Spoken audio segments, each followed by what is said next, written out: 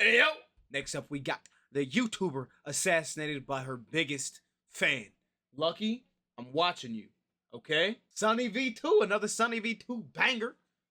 So, let's see what Sunny V2 cooked up this time. On the 10th of June 2016, Christina Grimmie offered a hug to her most I remember when this happened, but I'd never, like, even in the era, I never paid attention to anything about what happened around it. I just heard that it happened. obsessed fan. Like, she was pronounced dead less than an hour later. She'd begun on YouTube roughly 7 years beforehand, initially uploading covers of popular songs. Hi, I'm gonna sing Party in the USA. And after only 3 videos, Christina went viral. She'd gained 892,000 views by covering Miley Cyrus, alongside her brother Marcus, who'd become a key figure. In Get to Know Christina Grimmie Part 2, she'd state, "My brother honestly is a really big influence on me. He's a year older than me and we're like best friends." We always got along. There's never been really a time when we were like sibling rivalries ever. They'd therefore begin making videos together. I love my brother, who's also filming. And after only a year of uploads, Christina was one of the top 50 most subscribed channels. Hey guys, I recently reached a whopping 500,000 subscribers. With her newly found fame, Christina made a huge announcement. Don't forget to tune into the Ellen Show today. I'm gonna be singing me On and Ellen? Ward's rendition of How to Love. Which made her even more popular. Our next guest has been hailed as the queen of YouTube. With over 200 million views, she is the most popular unsigned artist on YouTube. But despite also releasing her very first album, Christina's life still had its problems. She'd become so famous she had to leave her school, while trolls made Twitter accounts under Christina's name before making arrogant tweets. Even a couple of my really close friends, they've just told me, all your fans like hate you now because you're being really cocky and rude. And I was like, but that's not me. Yet in reality, she was the total opposite. She'd state, "I hate when people have big egos. I try to stay as grounded as I possibly can. I don't consider..."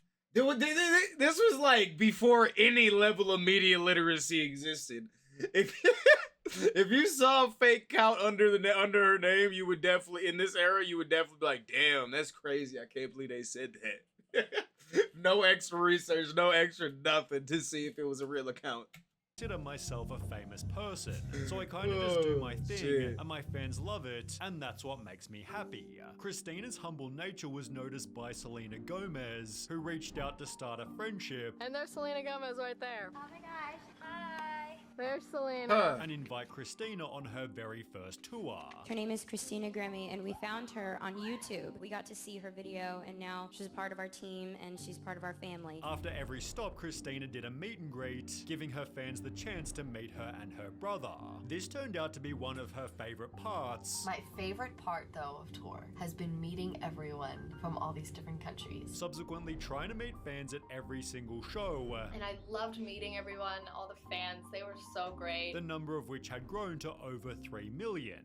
She'd also appeared in different ads, placed 3rd overall on The Voice TV show, and was selling thousands of concert tickets, the next of which was Okay, so she was, I didn't know like any of this. So she was like super viral. So that explains how I like heard about this happening without like knowing what happened. scheduled That- at the that Plaza explains a lot Live in more now. Orlando, Florida. She'd promote the event by tweeting, "Orlando, come out to the show tonight at the Plaza Live. Starts at 7:30, hyping up the concert like she'd do with any other." We're in Orlando today. Please come to the show if you live near Orlando, Florida. We are at the Plaza Live. Please come out. The show commenced with her brother on guitar, which when combined with Christina's singing, got the crowd so hyped she took the time to thank them. You guys are awesome! Oh my goodness! Everybody was delighted to see Christina live, except for a guy in the back who barely moved a muscle. He wore a black cap and flannelette shirt, and had purchased a ticket under Kevin. Yeah, no, whole time, bro was looking sketch compared to everybody else. He just looks out of place. He wore a black cap and flannelette shirt, and had purchased a ticket under Kevin James Loibel.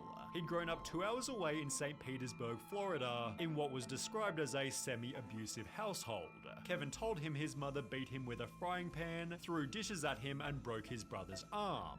His mother then passed away when he was only 21, after which his father began dating someone new, although over a 2-year span, police were called 6 times about fights between the two, often involving alcohol and violence. He worked a part-time job at Best Buy, but Kevin was awkward with people. Managers moved him around to different departments over the 8 years he worked there, settling on him working on computers for the Geek Squad to reduce his interaction with customers, and Kevin's personal life wasn't any different. He dropped out of college, covered his windows with tinfoil, and spent all day every day playing World of Warcraft. So bro was Bro was a degenerate. Bro was peak degenerate, it sounds like then. With tinfoil and spent all day every day playing World of Warcraft. But Kevin wasn't the only one who liked to play games. We did a lot of gaming on this tour, as you can see. We got the Wii U set up, we got Marth as our little mascot. Christina never stopped talking about her love for gaming. You name it, I play it. With her channel's initial name being Zelda X Love 64. In case you didn't know already, I'm obsessed with Zelda, hence the name Zelda X Love 64. Okay, Zelda's a game, I'll give you that. Ocarina of Time is the best Zelda game out there, although there are a lot. I'm very thankful for electronics, video games, television, and the internet. After learning about this, Kevin became obsessed. To impress Christina, he lost 50 pounds, got LASIK eye surgery, had his teeth whitened, and got hair implants to cover up his receding hair. Bro, was this like the first like parasocial? Was it the what? Bro really thought he was gonna bag her. He really thought. Wait, so like, why did he do what he did? If he okay, Hairline. continue. However, Christina didn't know that Kevin even existed and instead fell in love with her producer Stephen Reza. On the morning of her concert, they'd share the messages shown on screen. Meanwhile, Kevin James Loibel was spotted buying weapons. He'd keep them in his jacket until the show finished, at which point Christina held her standard meet and greet. It's just a routine meet and greet, people of all walks of life. Feels safe, it feels like there's no need for security. I mean, we've done this hundreds of times. She'd stand beside this yellow barrier, being videoed by fans with her brother in the background. Christina took this final photo before being approached by Kevin James Loibel. As seen in previous videos, her natural instinct was to offer fans a hug, doing the same for Kevin before he'd shoot her point blank. What Christina would do, she'd always just like open up her arms for a hug. That was her thing. The next thing you know, a couple shots go off. Christina's brother tackled the shooter, who then turned the gun on himself. Police were on site within only minutes and quickly rushed Christina to hospital in critical condition. Adam Levine instantly wrote, "I'm sad, shocked and confused. We love you so much, Grimmy. We are all praying hard you can pull through this." However, after only 35 minutes, a tragic announcement was made. Damn. A singer on the rise to stardom is dead, and police trying to figure out why the gunman shot her at an Orlando concert. When the media rushed to the shooter's house, they'd find a note written by his parents reading, "Deepest sorrow for lost, to the family, friends and fans of the very talented, loving Christina Grimmie. No other comments." While back at the scene of the crime, the media was asking how this wasn't prevented. There was barely any back check. The only thing that they were looking for is for food and drinks. They weren't looking for weapons. They were looking for weapons. They didn't do pat downs or anything. They just didn't do anything. They checked the Really? That just seems like that's poor. Yeah, I didn't even think about that. Hold on, how the hell do you get a fucking gun into a meet and greet? How did they let you sneak a blick into a meet and greet? It's not even like this was like way long, like before people did this shit. This was in like 2016, wasn't it? So like, how was the motherfucker just walking in a meet and greet with the gun? That doesn't even make sense. bags, barely.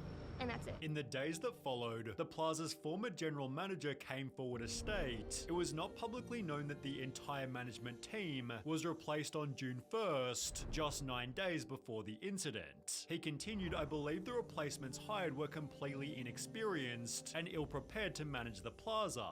Sadly, this tragedy occurred the very first concert managed by the new staff." They weren't being security guards, they were just kind of standing there like having a good time. They were more concerned about like bringing water bottles in. The incident was so unusual, it's hard to know who to blame except for Kevin himself. Fans simply focused on the singer writing, "Christina, now you are on the wings of your dragon. Be at peace now, for Security. you are now God's angel. Your hypnotic voice fills the heavens." That's Selena security's fault. Gomez wrote, "My heart is absolutely broken. I miss you, Christina," before dedicating a show to her. And I don't really understand how this really happened, but I would like to dedicate this next song to her. That she wasn't able to finish as she was simply too sad. The voice added, "There are no words. We lost a beautiful soul with an amazing voice. Our hearts go out to the friends, fans, and family of At The Real Grimmy," while hundreds of other celebrities also offered their condolences. I've literally been crying for 2 days straight. Perhaps no one was more devastated than Christina's boyfriend. The grief from that really messed me up as a man. Cursing God had me getting into fist fights and getting blackout drunk every night. Messed my life up. Except for maybe Christina's mother. Yet Marcus Grimmy wrote on Facebook, Yo, what about the older "I found brother out or this like? morning that Adam Well, there Levine might be a few other personally people. called my mother and said he'll pay for the funeral and her plane flight. Now a friend just told me to look at the GoFundMe page and I see it is at 100K. Literally, I have no words." They held not only a funeral but a vigil as well, where one of Christina's tweets was publicly read. "Sometimes God allows terrible things to happen in your life and you don't know why." This only became more true when her mother died from breast cancer 2 years later in 2018. Wholesomely, however, they're now buried side by side. Christina touched so many lives that 7 years, almost 7 years after her passing, people still care about her. So that goes to just kind of show what kind of person she was. Damn. So you did a good job. Motherfucking another Sunny V2 banger. Another motherfucking Sunny V2 banger. Well, shit. Now I know actually what the fuck happened. L motherfucking security. Damn. You can't come around my gang. You ain't got no fucking motion.